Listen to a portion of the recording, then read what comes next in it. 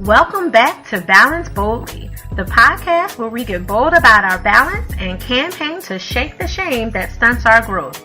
I'm your host, Naketa, Thigpen, balance and relationship advisor for bold women in business and a few brave men.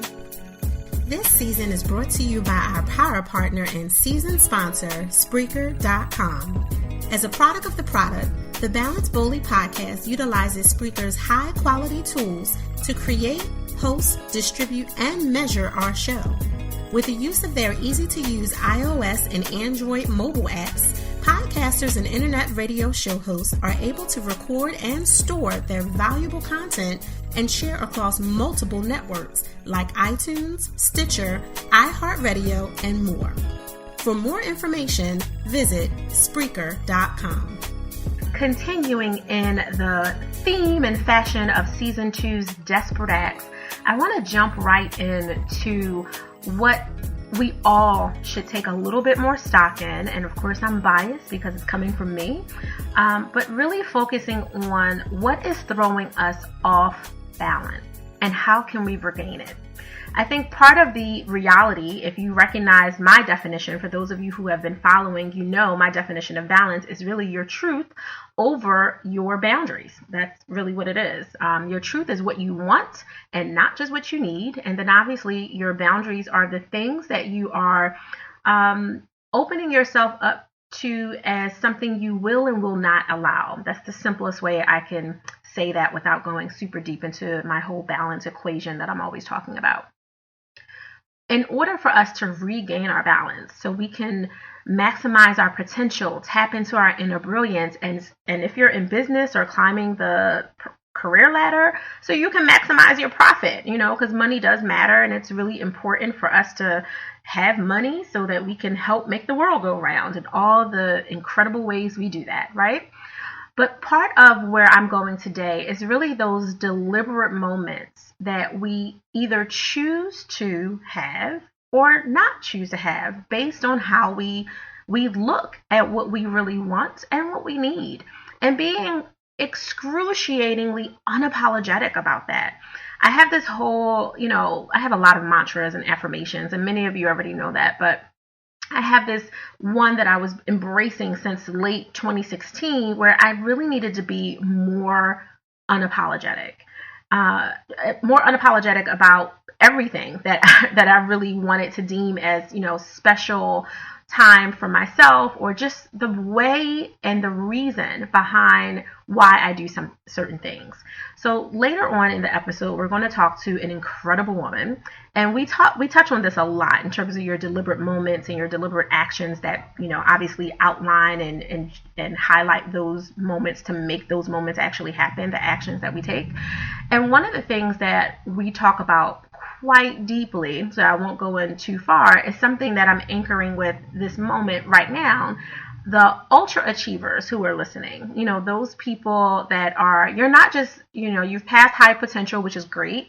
You definitely have been called by someone a high achiever, but you really truly are an ultra achiever. And by that, I mean, you're someone who just doesn't really want to turn it off. Whatever it is that you do, whatever you're working on, whether it's just a project at a time or an overall holistic opportunity for something, your overall business idea, your overall global impact, your overall focus on your own career, whatever it is, you have a really difficult time turning it off. I consider myself an ultra achiever, and I used to apologize for that, like tremendously. Like I felt like I had to explain to people why I love what I do because I'm always doing it. I get from family, friends, associates, pro friends, those professional people that kind of walked into your friendship life, but you not necessarily, completely inviting them into your naked space, right? So you call them pro friends because there is a line that you have for them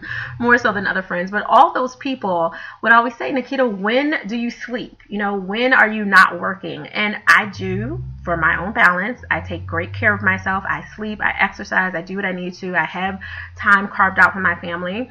But even when it's time for a vacation, I have a hard time not taking work with me, even if it's mental work. I may not take my computer. I may not take a notebook, although that's hard for me. But sometimes, if I'm really, really insistent, like my sister's wedding is coming up this summer and it's in the Dominican Republic, so I have to be really mindful of what I'm there for, to really, focus on her and dote on her on the day that is hers and her husband to be, and the day before and the day after that we're there, to really just sit back and relax. It's going to be hard for me not to take a notebook, I'll be completely honest, but I'm trying to not even consider packing one, but I still have my work with me in my mind, right? Like, how many of you are listening to this right now and can completely relate to being at the spa, being on vacation, going to the beach with the kids, sitting at the restaurant with your loved one or whomever or whatever, and not being able to turn it off? Like, still thinking about, oh, you know what, I need to do this or I need to do that. I forgot to fax, or I want to make sure I create this other layer, or, oh, that's a great idea for this part of the program. Like, it just won't go off. And for years, for decades, you had to apologize because people just thought you were a quote unquote workaholic, and they would say that as if it was a bad thing. So I had to back up with myself and say, you know what? It's not a bad thing that I love what I do, no matter what part of the era of my life I'm living in. When I was a full-time clinician working in a hospital, whether I was a director of outcomes, whatever it was, whichever hat I was working in, I loved what I was doing at the time. I may not have loved all the people that I worked with. I may not have loved the political system that I had to work within, but I really valued my skill set. And if a great idea came to me, I did not necessarily want to have to, put it back into a folder or file cabinet in my brain to come back to it later. Sometimes I needed to stop and write it down, or go to the computer and flesh it out, or whatever the case was, or just talk it out. Sometimes just over talking with the person you're with, and they're like, geez, do you talk about anything else? I'm like, not really. We can talk about you, but since you don't want to be open and honest and talk about you, and you want to posture, let's just talk about the great work that I do. And I can laugh about it now because it seems so ridiculous, but these things really do happen to all of us, right?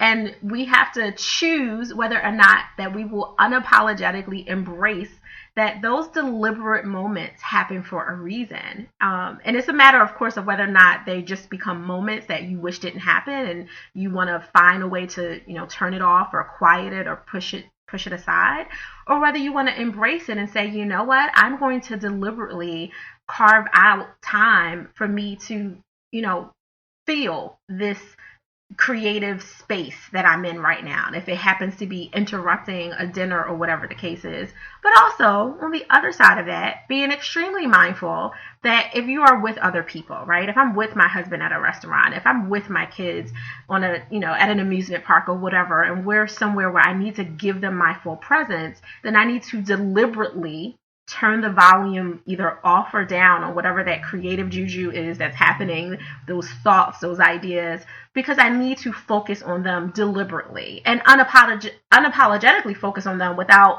thinking in the back of my mind that constant tape that's playing saying, oh, but you really should be working on work, or you really need to get that proposal out, or, whatever. I have to turn that off. So it works on both sides of the continuum. And before we get into the interview, I just want to give you guys just a couple of quick ideas of what you can do that are very small things, small actions, but you can do them deliberately with the intention of creating a memory, of really setting the tone for things. And maybe this will help you either turn down or turn up, depending on what your challenge is, that volume that's happening in the back of your mind when you're trying to figure out how you can really, make the moments that you're having and the actions that you're taking deliberate and completely unapologetic. And I know I'm overstating that word like 25 times, but I'm doing it on purpose. So when you're with, let's say, clients, whether you are in like a business development space, a VP space, some space in your professional career and or your business where you have clients, depending on what is okay for the politics of your company, and obviously take this with a grain of salt, you can do things like send them little thinking of you notes. I do it with my clients all the time. For those of you who don't know, we own Thigpen. My husband and I are partners at Thigpen Balance, a relationship management institute, which is a holistic global growth and development company. So in short form, we do a lot of coaching, customized coaching, micro retreats, intensives, individualized coaching, all that kind of good stuff. And with that, there's this very fine line that we come across in our company, because when I'm doing, and I take a very few individual coaching clients, most of our clients go directly through, group programs and such. But when I do that, we have such an amazing chemistry, because I filter my clients, I vet them, they're typically referred by other clients. And we have this great relationship that definitely feels at times like it's crossing into this other space, because I sit with my clients and they share with me openly and honestly all the things that are happening. So I don't feel like I need to always send them some formal, email or a formal note of thinking of you or thanks or that kind of thing. Although we will send that as well, depending on, which program they come through in relationship. Some things we kind of have that are, automatically sent to them. So I'm not really talking about those, your nurture campaign. I'm not talking about the business aspect of that. I'm talking about the things that you can do from your heart, with your head in mind, very deliberately for your clients. One of the things that I like to do is sometimes just send little love notes through SMS, through text message, where I'll just say, hey, so-and-so, I'm thinking about you today, because I am. I'm not making it up. I don't have it on a timer. It's just coming from my heart. And I'll say something specifically to them, sending you love, light, energy, and positivity. Or maybe I'll send them a link to, a great episode I just heard from Ali Brown, or something from Lisa Nichols, or, Seth Godin, or someone else that I follow, right? Some influencer. Sometimes I will mail them a book that really encouraged me, maybe if it's in a relatable space, if I remembered from our last coaching session, or maybe an email that they sent me in between, that there was this additional thing that they were dealing with, or someone in their family was dealing with. I may, purchase a book from Amazon and send it on over to them with a little note in it, or an e-certificate to something like that. But I'll do this because it's deliberate. It's not a part of a nurture campaign. It's not on autopilot through an autoresponder. It is really the detailed difference in how I want to engage with my clients in a very different way than maybe the company itself. Our company has a whole campaign and, bi-weekly emails and all kinds of different stuff. But this is just something different that I want to do, because every single person that I work with matters to me in a really intrinsic way, is the best way that I can say that. So consider sending a message. And if SMS or text message isn't appropriate for, again, your overall campaign for your company, or politics or restrictions, then obviously don't break those rules. Maybe you have to send it through email. But I would also say go back to good old, postal mail and send a handwritten note. Those things matter and they work. So from a client perspective, you can create deliberate moments with things that are just not automated, right? Automated makes things simple, but also can take away from the head-heart space. In some realms, it can take away from that. So maybe just once every 6 or 8 weeks or something of that nature, just do something personal for your clients. With my friends, I would consider, and I do this with my best friend all the time. So I see her like every Sunday that I go to church, but we don't sit and talk shop and, catch up on Sunday service. It's, hey, mama, kiss, kiss, hug, hug, and, a little bit of, what's going on, but we don't really have sister moments there.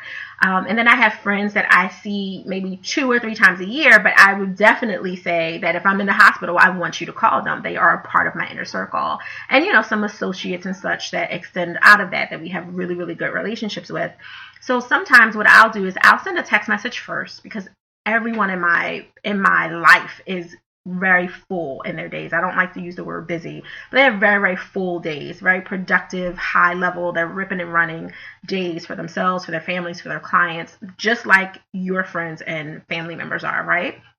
So what I try to do is send them a text message first, because that's how most of us communicate, and say, hey, do you want to take a quick, virtual coffee break or tea break in the next hour? Like I usually give anywhere from 20 minutes to maybe an hour and a half notice. I try not to make a big deal about it by like pushing it off 2 or 3 days, because that's not quite the same. Sometimes you can catch your friends more so in that last minute realm, right? So maybe at 8 o'clock, if I know that I'm going to have a break at 8:30 or 9, I may send my best friend a message and say, hey, you want to take coffee with me? Now, she obviously knows I'm not going to get to her house an hour away in that time. So she knows automatically that it's virtual. And we'll just do a phone call. If we can do video like Skype or Zoom or Google, Hangout or something, of course, that's great. But typically, keeping it simple, it's just a phone call, anywhere from 20 minutes to an hour, depending on what kind of real time we have. And we'll just catch up.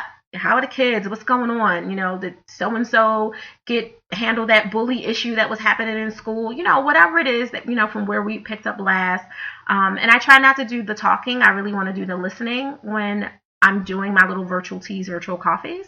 And on the business end, I use that same thing. Like I do virtual teas and virtual coffees as well as more of a get to know you or to catch up with people that I haven't, professional friends that I haven't talked to in a while, or clients, which I call my partners, that I haven't spoke to in a while. But I started it with my friends, and that's where it came from. And just that very conversational space was enough to set the tone so that we could feel like we're not losing touch. Every day you're growing or you're dying. One of the two. One of the two things is happening for every single person on this earth. And because of all the months that can go in between, and, you deliberately weren't able to talk to some of your friends and family members because of all that life had provided for you to make your days so full and let them go by so fast. So in order to help with that, I bridge that with my little virtual teas and virtual coffee. So that's just something to have over the phone, again, FaceTime, whatever you want. And this pulls you off the social media. You know what? Tagging me in something because you thought about me because the video was relevant. That's great. Especially if it's, relevant to my life or my clients and that kind of thing. Because for me, almost everything is really focused around my purpose and my impact and what I do. So I appreciate those moments, but that's not quite the same from a receptive level as you calling me and saying, hey, do you want to do tea? And even better if we can do it in person, if you're going to be in my area or I'm going to be in your area or whatever the case is. But keeping traffic aside, I used to call these things traffic-less teas. Just a phone call will do with a little bit of heads up notice to make sure that you're not necessarily bombarding them with like, hey, I have time, so I'm just going to call you and see if you have time. That's why I started with a little text message heads up first, just to make sure that it was even in the window realm of possibilities. Because for many people, it's just not possible, right? Like they're so busy or it's just the worst time of the day for a break that it's not worth it. And they're able to say, you know what, this isn't good, but if you're taking a break around 3:30 this afternoon or maybe tomorrow at the same time, we could do it then. So it's something to consider. With your significant other, I would definitely suggest that you really think about doing something a little bit out of the box for, establishing a deliberate moment and being very unapologetic about it, right? Help them with something. For my husband, he's definitely the more domestic one out of the two of us. His mama raised him right. So he actually, washes all the clothes and does the majority of the steaming and does all that stuff. So occasionally I'll just jump in and say, hey, babe, did you ever steam your clothes for tomorrow? Because I can do that for you. He doesn't really like it when I touch the washing machine. So I don't necessarily offer that anymore because he thinks I ruin all the clothes. But when it comes to steaming or, obviously, we handle the normal, like making the bed and all that kind of stuff. But for just little things like that, I'll jump in and just take over a chore for him. So that's the way I can add to his balance. It can be a deliberate moment for me, with an action that's really helping him and kind of offsetting the fact that maybe we were two ships passing in the night the last few days or whatever the case may be, or the last few weeks based on travel schedules. The other thing that he will do for me more than I do for him, but he'll leave a glass of wine by my end table, my nightstand, because he knows that somewhere between 7:30 and 8 o'clock, I'm coming to just power down. So he'll just have, he might have put it there an hour and a half before because he knows that I'm going to need it. So he'll put it there, with a little bit of a napkin, maybe a couple of Hershey Kisses or some peanut chews, my favorite chocolate, and just sit it there. And that little small thing means so much to me because I knew that he was thinking about it. I also knew that he was paying attention to the kind of day that I might have been having. And it's not always because of a bad day. Like, I don't want wine because I'm having a bad day. I want wine when I'm having a celebratory day too, when we've just done something fantastic or made, a really great impact in somebody's life. So that's something else that you can consider. Just, something small. If they don't drink wine, that's okay. Sit their favorite, ginger ale or water or whatever, in a place that that they're going to see it and notice it. Or a little love note on the mirror, just things like that are really deliberate.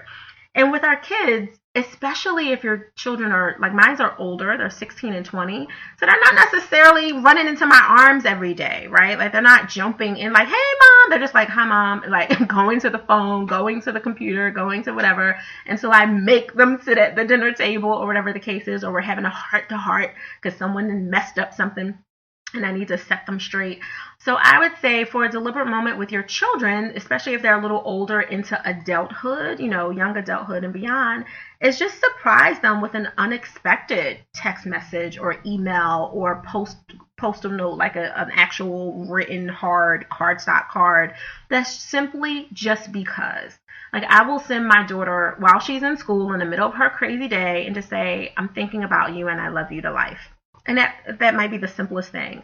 Or when she comes in and she's being her normal, moody teenager self, I'll just grab her and hug her until she's like, mom, mom, mom. She goes through that whole thing. And then finally she gives up and hugs back because it's unexpected, right? Like, they're not necessarily in a stage of wanting to like climb and hug and kiss you unless something's wrong or it's Mother's Day. So, I'll do that intentionally. So I would just encourage all of you to stop apologizing for everything. Be more unapologetic in those moments you have. And if you're really excited about the work that you do or the projects that you're working on or the fact that you're in between all of that right now and you're just resting and trying to allow God to send you the messages that you're supposed to have so he can make sure that you're walking, in the lane that you're supposed to, that you're destined to, that's okay too. Don't apologize. Be more unapologetic. I will leave you with this rule that I have before we go to the interview. My rule is apologize only for the things that either do or might be perceived as actually harming someone. So if I bump into someone, I'm going to say I'm sorry. If I say something that could be perceived as harmful or offensive, I will apologize for that. But I won't apologize for living my life. I will no longer apologize for loving working and being okay with that, or thinking about work, or wanting to, take a notebook to the beach with me, or take clients to the beach and really enjoy that time with them and do it in a very non-traditional way. I won't apologize for that. So I encourage you, for any of you ultra achievers out there that are challenged by that, be more unapologetic. And not only will it help you tap into your inner brilliance and maximize your potential, if you are in business or climbing that career ladder, it will help you maximize your profit. This segment of Breaking Expectations is brought to you by Millennial Leadership, a global advising network powered by youadvise.me. Millennial Leadership is engaging today's leaders for career success, one city at a time. Go to millennialleadership.youadvise.me for more information. Today, I want to continue with our Season 2 theme of desperate acts. Those things we do to stay out of those dry places that we secretly fear. And I have to admit that out of all of the hundreds of podcasts that I have ever done, and I've had some really amazing experts on, I am so excited for this one to be here today. We have such great, organic, unfiltered, completely uncensored energy, and I'm really not sure where it comes from, but I'm looking forward to sharing it with you regardless. Today, we're going to have Jodi Flynn, and before I get into, sharing a little bit about her amazing accomplishments, because of course, why else would she be on Balance Boldly if she didn't have something bold, amazing, and incredible to share?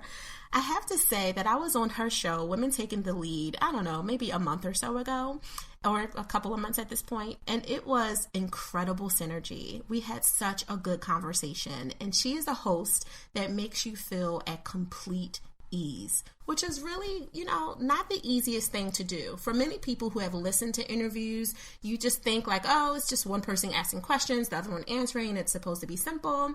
But it's not always like that, especially when you're being interviewed by someone who's really skilled at the art of going in, getting under the covers, and really seeing what's there. And also understanding that you're dealing with someone who's able to ask you those questions and pull out your truth without you feeling exposed or violated or so vulnerable that you're not sure if you gave what you should have and you're kind of, leading from a space of regret. She really is about women taking the lead and owning all that they are, which is a complete complement to today's kind of dive in of the deliberate actions we take. Choosing what interviews you go on, choosing who you allow to interview you, choosing who you allow to coach you. All those things matter. And today we get to continue the conversation that we had, because I will be adding the link to her podcast for the show that I was on at the bottom of this one as well, so you can see where that conversation began. I have to introduce you to Jodi Flynn. She is the founder of Women Taking the Lead, a podcast and community of ambitious entrepreneurial women who want to go big. She works with women who are already successful but who've not yet achieved the level of success that they want to achieve. Jodi helps her clients set priorities, get organized, in action, and overcoming obstacles so they can achieve their biggest goals with ease. She became an Amazon best-selling author with the release of her book, Accomplished: How to Go From Dreaming to Doing. Jodi, welcome, girl! Naketa, is so great to be here with you. And yes, we have this synergy I can't explain. So it's so fun to be here with you, and I wanted to say thank you to your listeners for tuning in and spending some time with us. I always want the time people spend with me to be valuable, so that's our goal. Absolutely. And I know they're going to have a great time, tuning in, listening, and hopefully interacting with the comments and stuff at the bottom, because that's what Balance Boldly women and men do all the time, right? Hint, hint. That's what you guys do. So, Jodi, before we dive into some of the desperate acts and deliberate action, tell the people what you do when you are not being amazing and helping entrepreneurial women. What I do in my free time, yeah. 5 minutes a day. I actually am very active in my business. It's interesting where we're opening up with this, because recently I had a coffee date with someone in a networking group that I belong to, and he started off, our sit down with, okay, so you work 100 hours a week. What do you do for fun? And that's a question I get a lot, and it made me laugh. But recently, it actually made me stop and wonder, am I not having enough fun? Am I spending enough time on me? And, kind of my off the cuff answer to him was, I'm always having fun. I bring the fun. I'm I know always that's laughing. right. Yeah, and I do have this philosophy that, if you're focused on doing things that you enjoy, that you're interested in and intrigue you, and you're engaged by, you don't have to take as much time away to do things that are just fun. Don't get me wrong. There should be times where you spend away from work and all of that noodling, but you don't need as much. I remember when I worked in a job I didn't love, and I craved time away. I couldn't get enough of downtime and free time and fun time. But when you love what you're doing, you're kind of getting it in as you go along. No, I completely agree. And I'm sitting, of course, you don't see this huge smile plastered across my face, but I'm smiling because I get that from people in my circle all the time. Like, you're always working. I'm like, yeah, but work is my purpose. That's number one. It's the biggest accomplishment I will ever have across my grave when I'm no longer here. But it's also what I enjoy the most. I am really focused on empowering other people, and there's so many fun aspects to that. Some of my clients and I will take private trips to the beach for a day and do our session there. Listen, me near water with my feet in some sand, I'm okay. It's not a bad day at the office. I'm right there with you, but I love how you said, what? I bring the fun. What are you talking about? Fun? Exactly. I'm bringing it. So, what are you talking about, sir?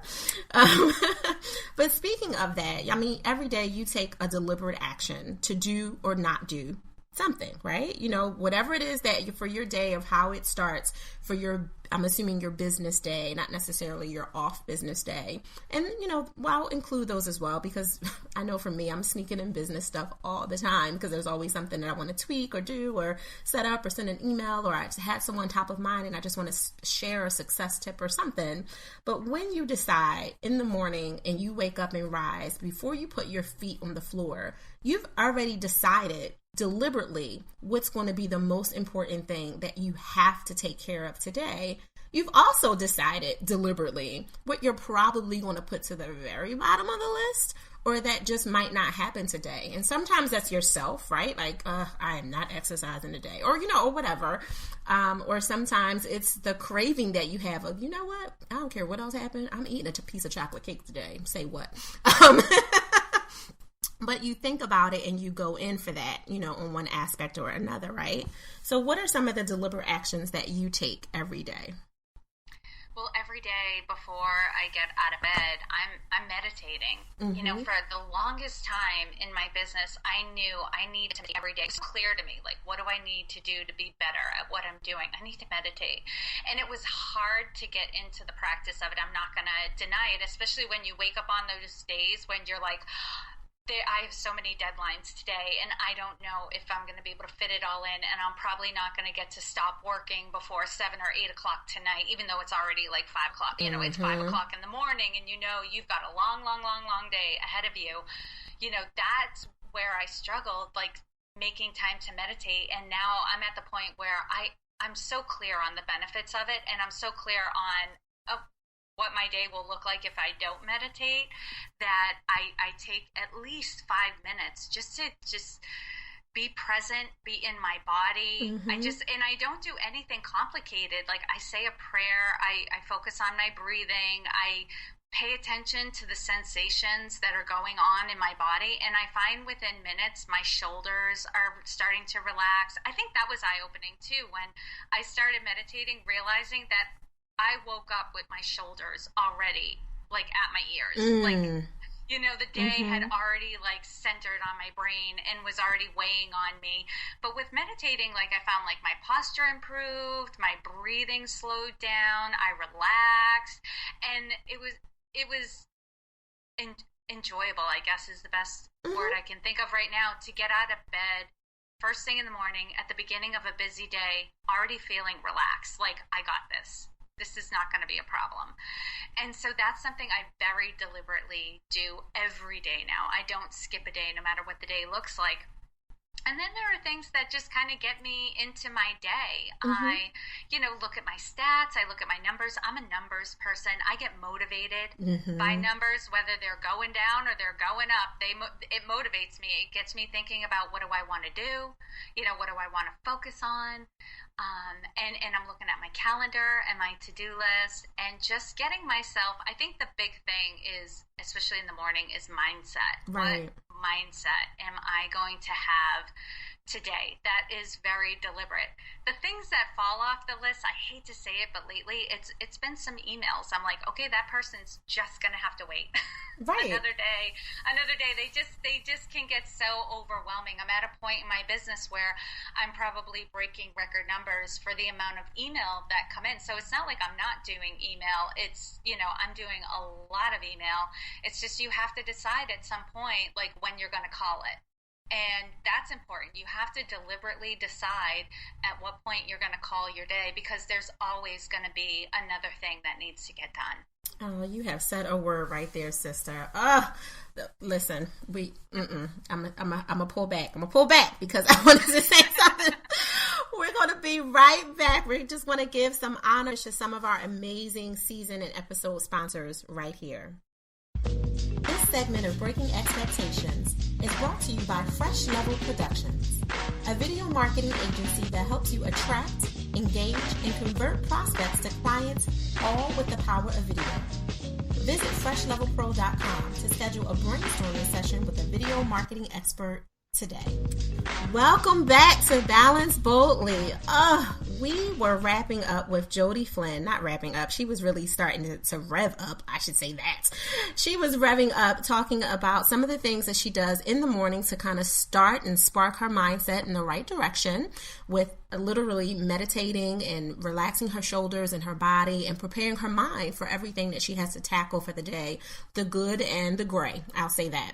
And she was also talking about those, that dreaded abundance of emails. We want abundance, but we don't necessarily want abundance in a lot of extra to-do tasks. As grateful as we are to be at a place in business when lots of emails are coming in. I mean, let's be honest, there are people who are not getting any emails because there's really nothing happening in that particular area of their business in terms of communicating with new prospects, new clients, current clients, vendors, building power partner relationships and all that other stuff.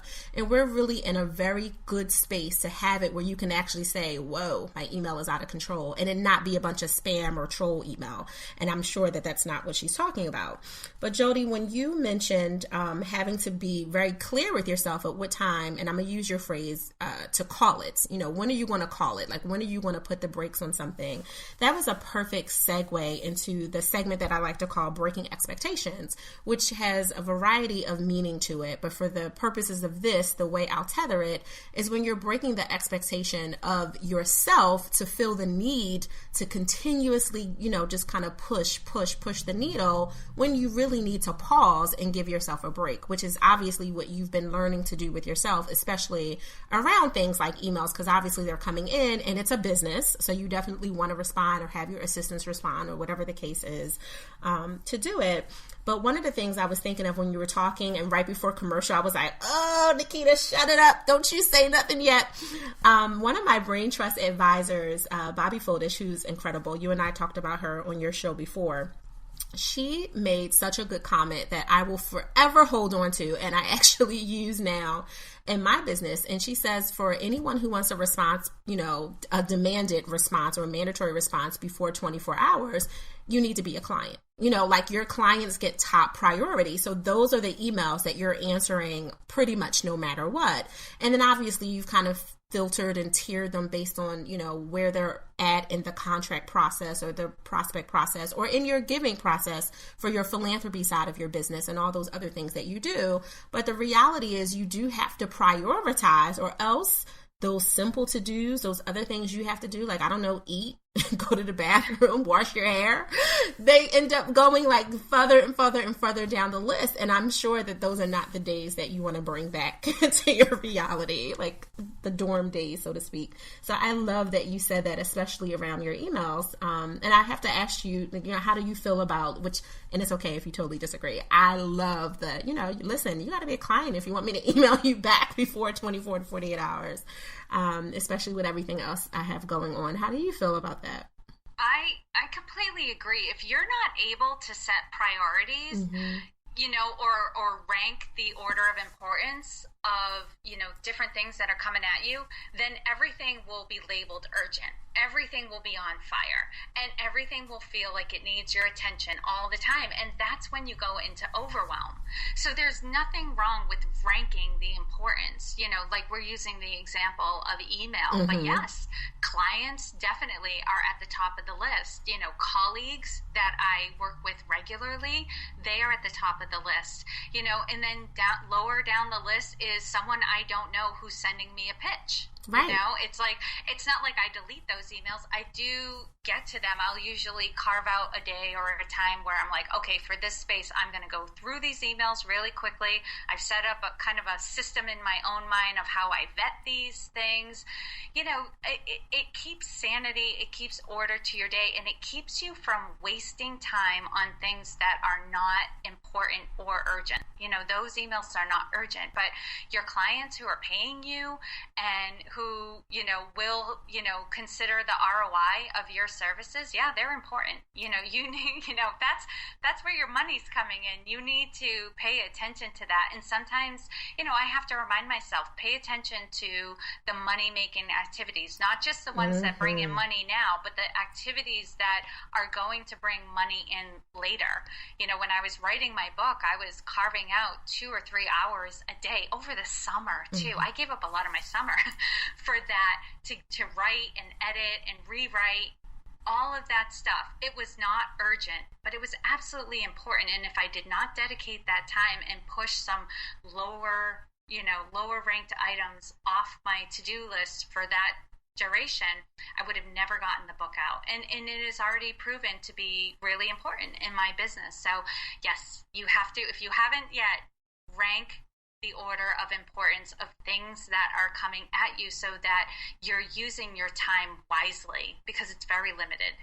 Right. No, I completely agree. And listeners, I hope that you hear what Jody is saying, especially for those of you, many of you who either have a business now or even just contemplating making something that you're interested in more of a priority so that it could be, become your business or your focus at one point, whether it's a philanthropy side of yourself that wants to do it, you want to participate in some nonprofit, you want to volunteer more, or you just want to have your business scale and grow to a point that you don't necessarily have to feel kind of slave to the in the business activities that all of us had to start with, before you could hire a team and have sufficient people and learn how to engage, train, and retain them. You're the one who's really doing everything. And when that's happening, you really, truly, to use Jody's word, you have to rank it appropriately. That would be the best way to say that. And being really clear not to feel guilty about that. It's okay that I can't return the pitch email response. It came in at 10 a.m. and it's 6 o'clock and I'm still doing some stuff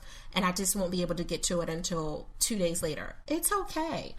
Just know where things are supposed to land, but also know the position that you play in that role. Are you in CEO mode, or are you in, I'm just going to respond and not have time to edit and check things, and things are leaving your brand in a way that doesn't represent you because you were just trying to get things done and you weren't doing them to the best of your ability. Be mindful of that as well. So Jody, thank you for that. Mm-hmm. And Naketa, you said something really interesting there too, where you brought up guilt. Mm-hmm. And I've been fascinated with guilt because my clients oftentimes will tell me, they've experienced guilt, and guilt keeps them stuck, feeling bad and not able to move forward. And this is what I've come to understand about guilt. Guilt is an early warning system, and that is all. It's really an emotion that is designed to help you consider, did I make the right choice? Right. And would I make that choice again? So I would say for anyone who finds themselves feeling guilt about something, if you ask yourself the question, if I could go back, would I do the same thing over again? Mm-hmm. And if the answer is yes, then you can let the guilt go, because the guilt has served its purpose. You have reviewed what has been done. Yes, you may not have felt 100% great about it, but own the decision. And I think that's part of it too. When we hold on to guilt, we're not taking responsibility for the decisions that we make, and we can't make everyone happy. We can't. Go ahead. No. I'm shaking my head like a bobblehead, and I completely agree with you. No, continue. Absolutely.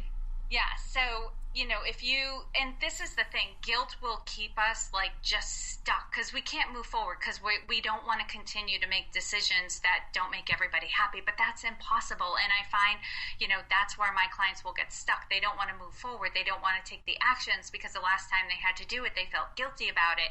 And, if you can just make peace with the decision, make peace with the fact that it was the right thing for you to do at the time, you can't make everyone happy, you will find all of a sudden you're achieving more, you're getting more accomplished, and you're taking responsibility for it. You can own it and you can move on.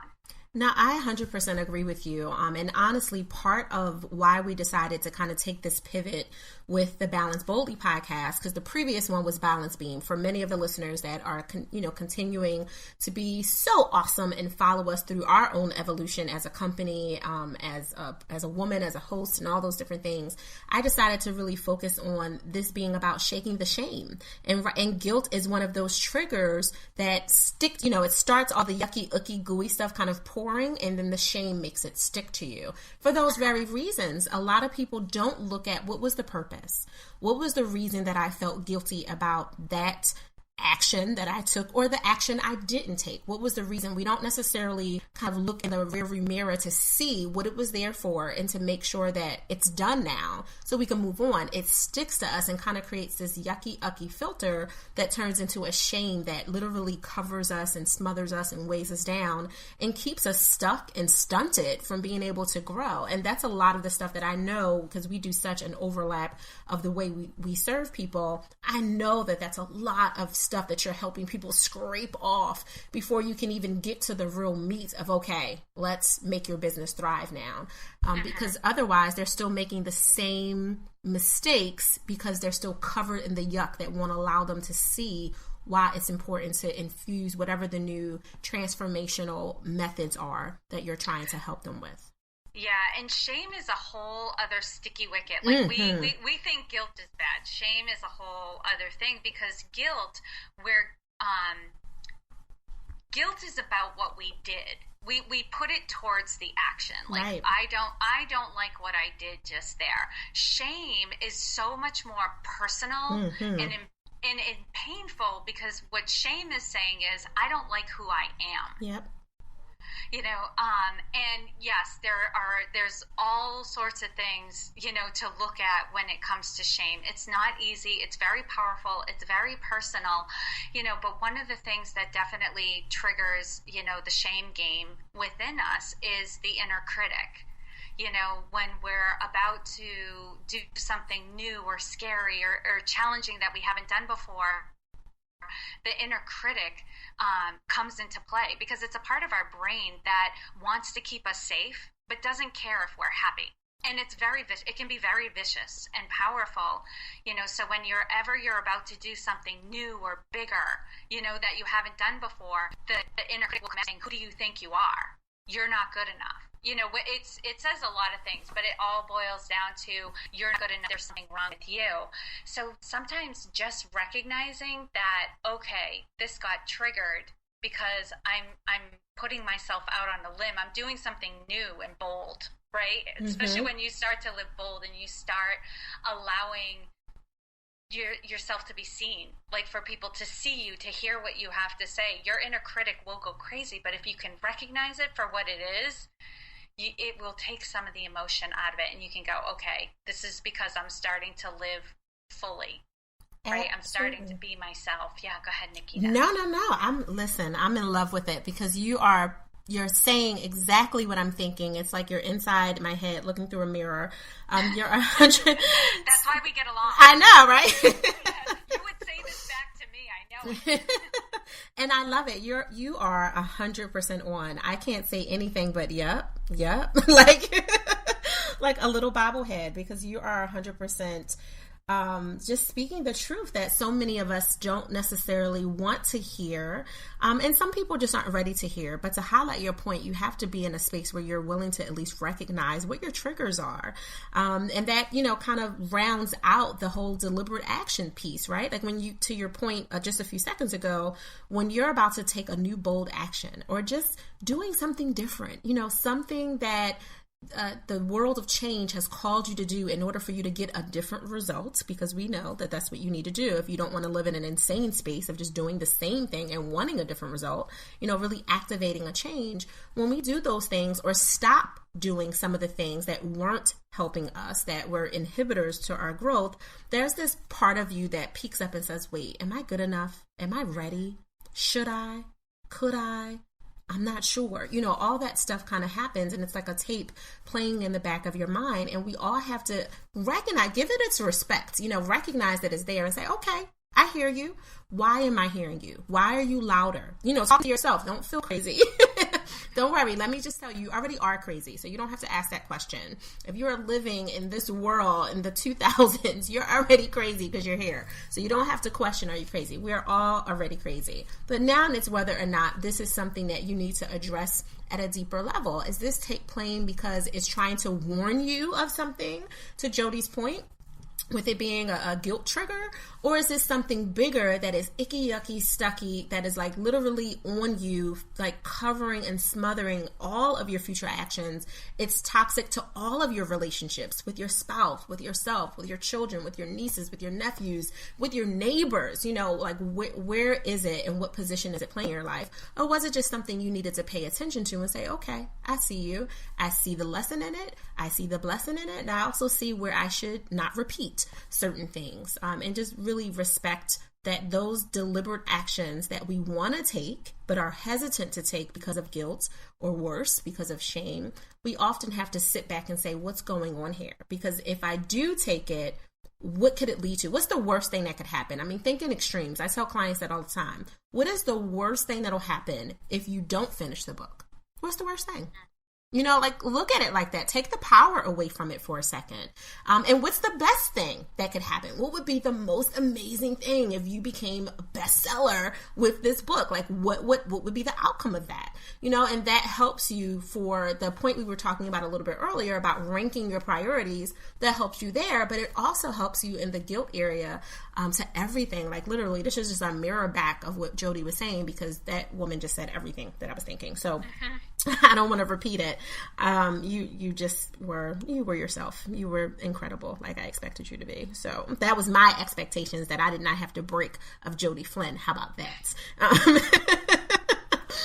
I so mean it. So Jody, tell everybody where they can get in touch with you, to go a little bit further, to get a little bit deeper, and to learn more about everything you're doing with women taking the lead. Yeah, my hub is that. It's womentakingthelead.com. That's my site. That's where you'll find the podcast. There's also some links to find the book in Amazon. So Accomplished, How to Go From Dreaming to Doing. And also I have the social media buttons right at the top of the website. So if you want to connect with me on your favorite platform, and I'm always saying to people, I love when people reach out to me. I love hearing from you guys. I'm not kidding. You know, someone recently reached out to me and she had something going on, so I was like, hey, let's jump on Skype. And so we did, and when we were there, she was like, oh my God, I can't believe it. I was like, well, I always say, if I have the time, if I'm available, like, I'm gonna make the time. And she's like, yeah, but everybody says that, but you did it. And I was like, well, I bet they would do it too. If they're saying it, they'll do it. I think we just don't believe it. And just one last thing I wanted to say, Naketa, just with the inner critic, to kind of like, wrap that up and bring it to a close, because it is so powerful. One thing I found that helps to get it under control, because it needs something to work on. It needs a task. So if you find you have a very strong inner critic, come with the mentality, with the attitude, well, this is, I know you're questioning me. I know you're getting on my back about this, but this is happening. How can I make it happen? How can I be successful? And guess what? That energy that was coming at you and trying to tear you down will now help you figure out how to get it done. No, I love that. It's literally challenging yourself and not running from it. It's challenging the question, challenging everything that could become an excuse, that may have looked like it was a reason. And once you challenged it, you realized it was an excuse. I love that. Yeah, it's a part of us. So we just have to figure out how to work it, how to use it. It's just part of our machinery. You better work yourself, girl. I know that's right. I have the strangest things that pop in my head at like random times. That was so awesome. And Jody, before we go, I want to know about your unapologetic pause time. Like when you just decide to take some time for yourself and pause, what does that look like for you? Oh, earlier you were talking about breaks and calling it. A lot of times people have like time triggers. Yeah. For me, I pay attention to my body, like, and my mind. Like I'll get to a point where I'm like, that's it. That's all you're getting out of me. I can't do anymore until I take a break. And for me, I just try to think of like what I need in that moment. And sometimes that means sitting on the couch reading. Sometimes it means watching a YouTube video. And sometimes it means putting on my shoes and going out the door and just being out in the fresh air and going for a walk. So I unapologetically do what I want in those moments. I know that's right. Hashtag that. I do what I want. I like it. I think I'm gonna use it on the tag for this video. Like hashtag I do what I want. That was so awesome. Thank you so much, Jody, for being here. I want you to stay right there and not go anywhere.